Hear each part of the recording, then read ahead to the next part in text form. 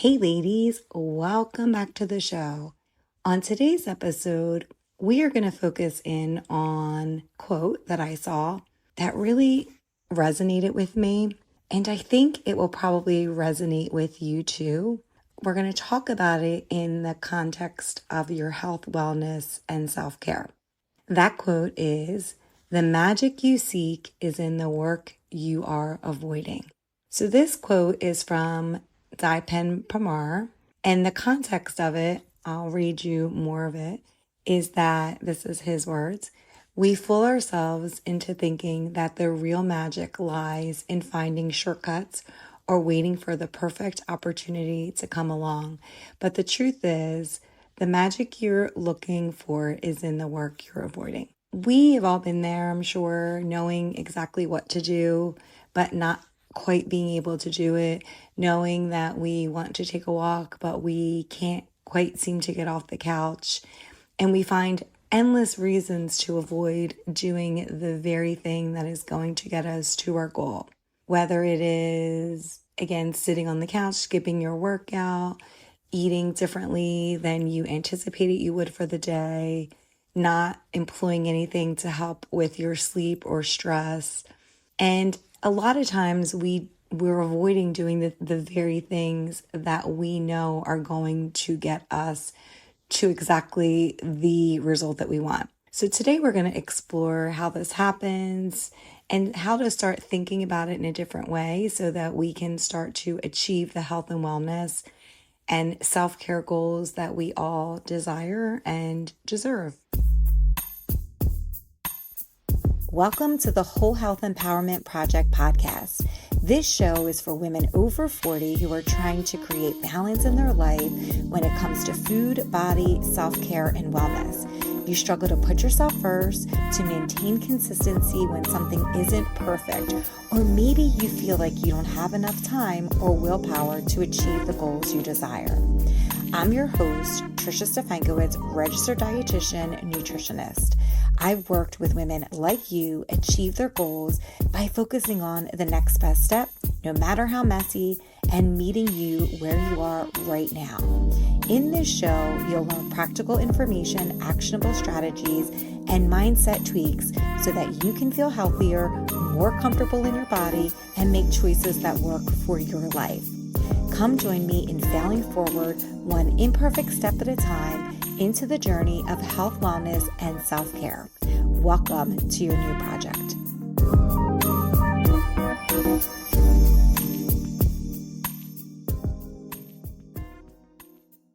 We all know what to do. And even if we don't know the exact steps, I think we all have an idea of what we need or what the hard work that goes into achieving the goal that we want. And I think that because of that, whatever it is you're trying to change, whether it's your health, whether it's changing habits that you don't want to be doing anymore, dealing with stuff that is in your past that maybe you aren't ready to deal with. And a lot of times because because it just feels so hard, we don't do anything about it and it impacts other parts of our life. And so today we're going to kind of talk a little bit about, when it comes to our health, why we avoid doing the things that we know are going to possibly get to where we need to go. Avoidance is something that is a natural human behavior. We all do it. It's driven by lots of different reasons. We may feel uncomfortable, or we may feel like we don't want to stop it because we're afraid we're going to fail at it. Maybe we want to stay within our comfort zone. And so we're going to talk about these things because in order for us to grow and to get better at our health, there is going to be a point where you're going to have to do the very thing that you're probably avoiding at this point in time. I think that this is why when it comes to our health, we're always looking for the newest diet or the newest exercise or whatever it is that is going to be easier or is going to be the thing that actually helps us do it. And I think that's why we have so many people out there teaching about health and wellness that have themselves experienced like a weight loss because they maybe thought that they could never do it and they found the thing that works for them.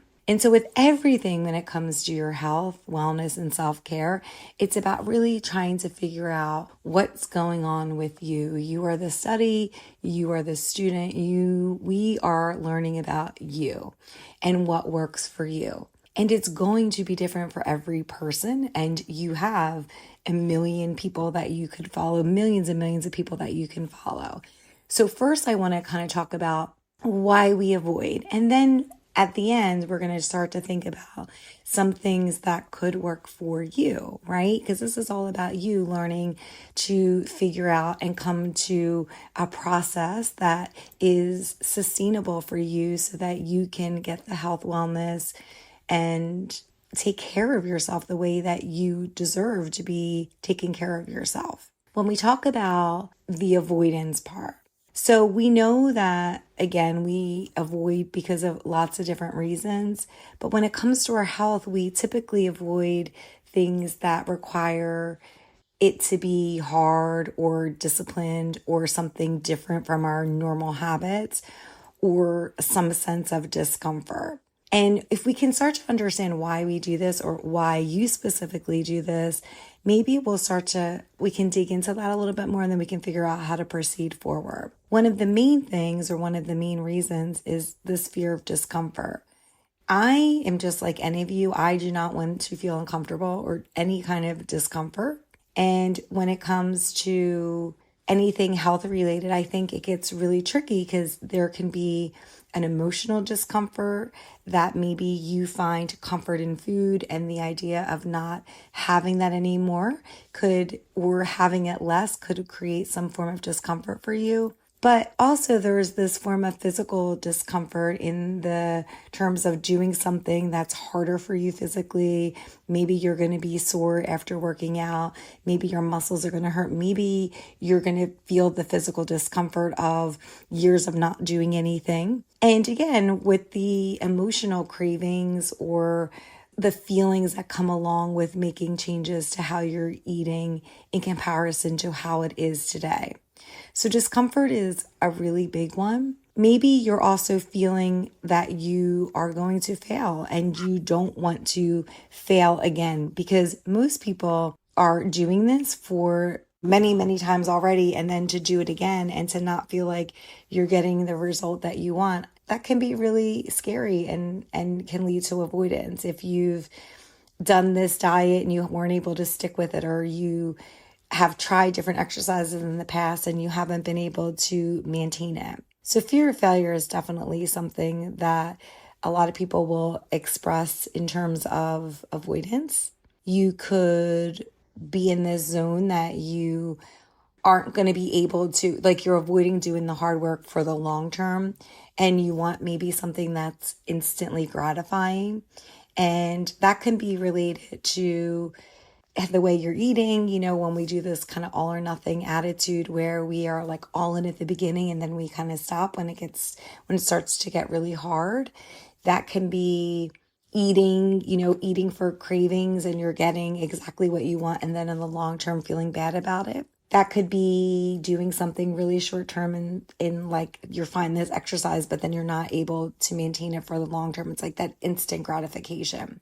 And then I think one of the last ones is this feeling of overwhelm, which I think probably most of us feel, that it feels so unattainable to have the health and wellness that we want at this point in time, that it feels like it would require this like monumental amount of work that maybe we're not going to be able to do. And so instead of even starting, we kind of just avoid it altogether. But I want to talk about all of these things because addressing them and trying to figure out what the root is for the avoidance for you is going to be the path forward. We've all heard like the different song lyrics and things, but really the only way out is through. So the only way out of this avoidance is to do the work. And that's what we're going to talk about now, is trying to figure out some strategies that once you identify why you are avoiding doing the thing that you're avoiding, what you can do about that.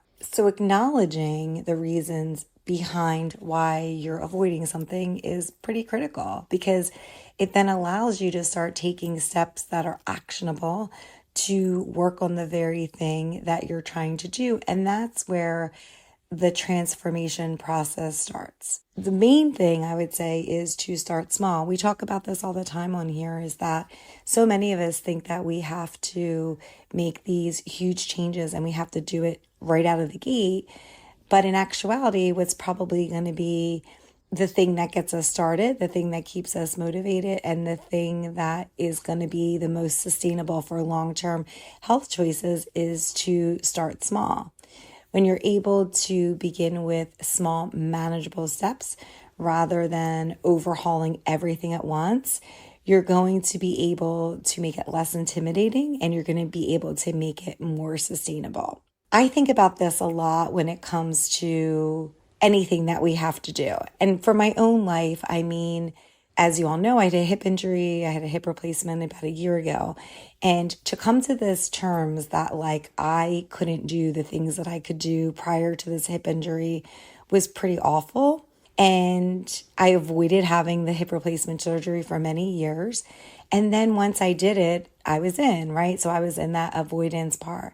But then to start the slog of like getting better, it was really hard and it wasn't easy. And there was a lot of times where I was like, oh my gosh, I don't think I'm going to be able to do it. But you know what I did? I started small and just take it just one day at a time, because that's really all you can do. If you are doing something and you're really overwhelmed because you're thinking how far away it is, especially like if you're in a weight loss place where you're like, oh my gosh, I need to lose weight, but I need to lose like 50 pounds. How horrible does that feel? It feels pretty insurmountable, right? And I believe in the whole start small method because I think there's a lot of stuff that goes into losing weight. And I know that we can really say, like, when it comes to weight loss, again, most like 99% of women's goal, if you ask them what they want to do for their health, it's always losing weight. And so that is not just the physical weight, but it's this excess weight that people carry around with them, the emotional weight. And that's what I like to address on here, is that emotional weight. And there's so many things that we've been carrying around for years, and the way that we talk to ourselves and our critical thinking and our negative self-talk. And that doesn't, I find it that it's very hard to change if you start out the gate so strong.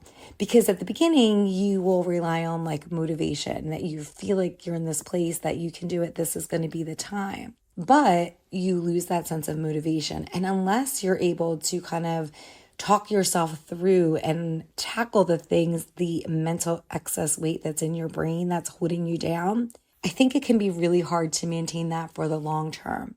And so starting small is one of those things that as you go through as you tackle each of the little things, you also start to be able to change those different brain pathways and start to give yourself a little bit more courage, a little bit more self-talk that's more positive, that's less critical. And I think that's why in the long term, doing the start small method works, because then over time, as you're able to meet one goal, you start to have that like, okay, I can do this.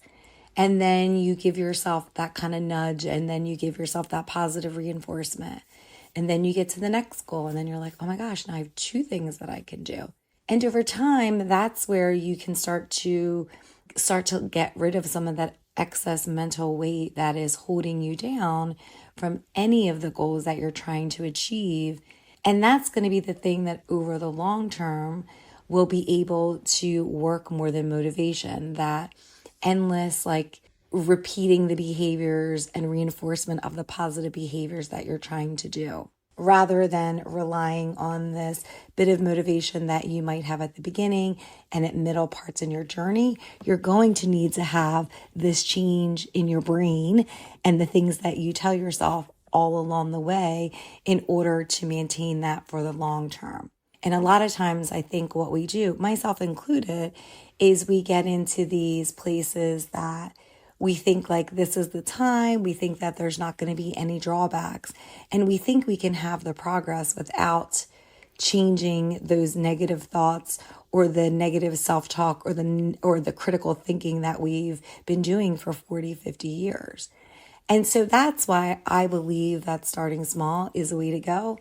I've said this before, like I've had some people that when I used to do weight loss programs could get it right out of the gate, but it was so few and far between. And I think at that point, most of those people were able to, the very small amount, were able to come to a place and do that talk within their brain, I think before they even started the program, so that they were open and that they were ready to be able to tackle the hard things. And so they didn't have to do it all. They were kind of doing it beforehand, and then they continued to do it as they progressed on their journey. And then over time, these were the people who were able to maintain it for the long term because they were managing it. They weren't just relying on motivation through spurts of it. They were actually changing what was happening in their brain, and then they were able to be successful for the long term. The next thing I would say is to set clear, achievable goals. Set specific, realistic goals that you can build upon. So that's another reason why starting small will help. If you have these huge goals, you're probably not going to be able to achieve them in the time period that you suspect. Lots of people will come to me and be like, Trish, do you think I can lose 10 pounds in a month? Do you think I can lose 20 pounds in 3 months before this wedding? So one of the things that I would say is to really be clear in what you want to achieve and how you're going to do that. So instead of aiming on the bigger goal, try to really think about what you're going to do each week and what you're going to focus on to get to that goal. It's always helpful to have some kind of goal. And I've done, I think, multiple episodes on SMART goals, and you can kind of go back and look. But when you have clear goals, it can really provide you a roadmap and a sense of direction and what you're trying to accomplish. And so a lot of times people will just say some very vague goal like, I want to lose weight.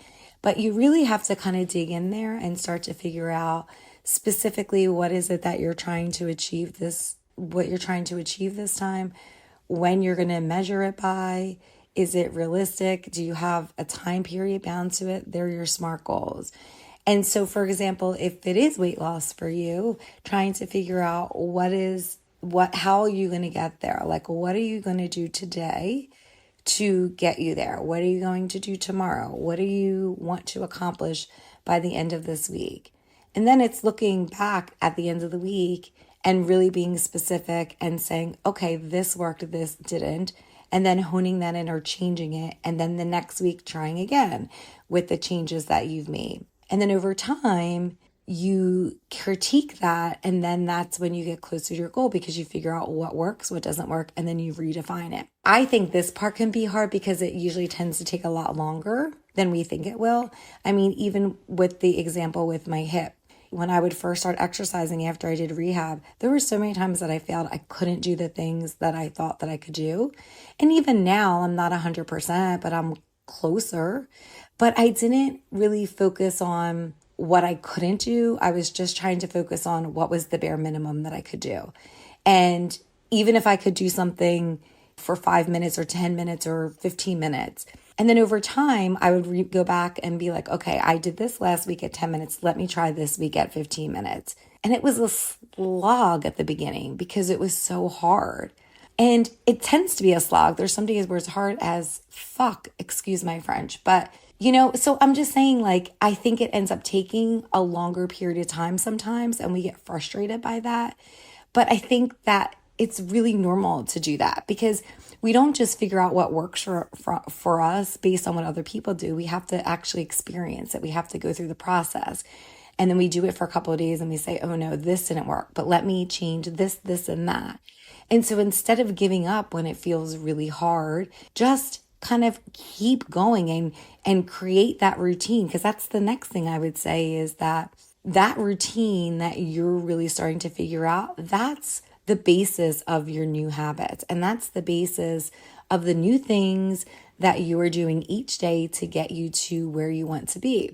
And if you're able to start to establish that routine for you, once you kind of start to say, okay, I can do this, this, and that, maintaining that consistency is what is going to help create those changes for the long term. And if we never figure out what works each day, then it's going to be really hard to maintain that consistency. And so for me, again, and try to figure this out for you, I realized like I can't exercise at the end of the day. I will if I really have to, but I hate it because I make up a million excuses. And so for me, I have to figure out a way that no matter what I'm doing in the morning, that's where I make time for it. And if I don't make time for it, then I have to plan somehow in the day. And somehow at the end of the night, if I've made that commitment to myself that I have to do it, whether I want to or not, no matter how long I avoid it, even if it's right before bed, I have to do it. And so perhaps that's what you have to do. You have to figure out what works for you, not what works for somebody else, not what somebody else did, figuring out what works for you and what that routine looks like for you. The next thing I would say is to focus on the benefits. What are you getting from this? Why are you doing it? It's not that, especially at the beginning when it's going to feel hard, trying to figure out what the long-term benefit is for you. Because when you're in it and it feels hard, you're not going to want to keep doing it. You're not going to care about the long-term benefits. But if you can tap into that, like, okay, why am I doing this? You're doing it for you want to feel better, you want to be stronger, you want to have improved energy levels. Maybe you want a better mood. Maybe you want to reduce your disease risk. Maybe all you just want to feel better about yourself. Maybe you just want to put yourself first for the first time in your life. Whatever it is, it's for you. And it's really trying to figure out what will help you to remember why you're doing it at times when it feels really hard. And I don't know what that looks like for you. Is it that you have something on your phone, a quote or a picture that you're trying to achieve? Or is it your child? So every time you see them, you're like, oh, I want to be able to play with them, or I want to be around at this particular age. We've talked about that too, finding your why. What is it that is going to be the thing that helps you?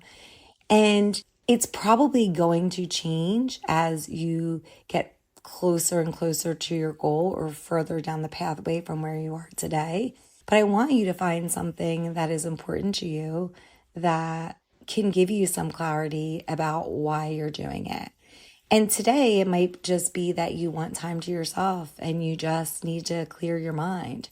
But that's a good starting point. So no matter whatever that feels like for you, to just kind of have an idea of why you're doing it. And then just remember that that's going to change as you are able to develop more and more consistency and you're able to feel more comfortable with why it is you're doing it.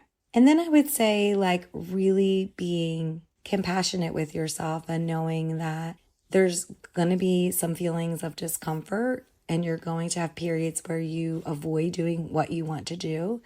And it's not always going to be an up and up journey. It's going to be periods of times where it's going to feel easier and you're going to have times where it's going to feel harder, and that there's nothing wrong with you, that this is completely normal, and that, you're going to recognize that the goal of all of this is to make some form of progress, that each day you're going to get maybe better than the day before. And you're not trying to be perfect and you're not trying to be like anybody else. You're just trying to be better than you were yesterday. And so it's this journey of you versus you in this journey of self-discovery for you. And that there's going to be setbacks, and they're positive because this is an opportunity for growth and to adjust what you're doing and to improve upon that. And that is normal. And so as you go into this, I want you to remember that it's not always going to be easy and it's not always going to be progress. Any journey that you do, anything that you've done hard in the past, if you were to look back at it, you would see that you had periods where it felt easier and then other periods where it was really hard and you didn't think that you would go on. And that's normal. Discomfort is normal when you're trying to have growth. And the growth that you're trying to do here is not only maybe a physical transformation of your health, but also an emotional one too. And so it will probably take a little bit of time, but the more important thing is that you start thinking about it and that you start taking action. Nothing will happen unless you start taking action and start doing some of the work to make it happen. So as we wrap up this episode today, I want to remind you that there is true magic in transforming your health by doing the very thing that you're avoiding. And by facing some of these challenges, you're going to be able to unlock that potential that resides within you. However that looks like for you, if you are trying to get off the couch right now and you're avoiding exercise, remembering that like regular physical exercise has so many things that will benefit your health, including decreasing diseases, boosting your mood, helping with weight down the line, increasing energy levels, eating things that are going to make you feel good, are going to promote optimal health, and are also going to decrease your risk of disease. Doing stress management, doing things that are meditative or reducing your stress are going to help provide clarity and will also help you in a physical way. It'll probably help you feel better, but it's also going to have an emotional release and probably a positive emotional experience for you. And then also making sure that you get enough sleep is going to help with your hormones and promote overall health and vitality. So the magic you seek in achieving better health is often hidden in the work you're avoiding.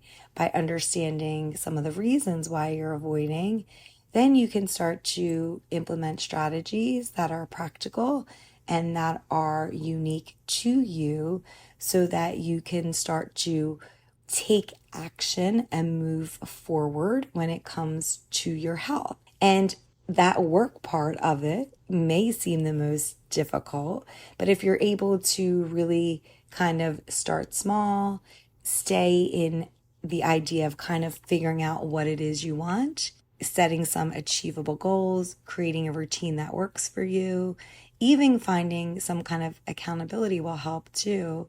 Focusing on the short-term benefits and the long-term benefits, and then also being compassionate with yourself and embracing the work with the small victories and some of the smaller ones that maybe don't go your way, the smaller things that you may feel like are negative but are actually going to provide you with some really good information will hopefully allow you to focus on the longer term impact of what you're doing, and knowing that the rewards are going to be worth the effort, and that if you're able to start today, that you're going to hopefully feel like you're more in control and that you're able to start letting go of some of that emotional stuff that's weighing you down. So all in all, the goal here is to start thinking about what you can do today. What can you do to start small, to take action towards something that you're trying to achieve, and that it's going to be small, but you can do it,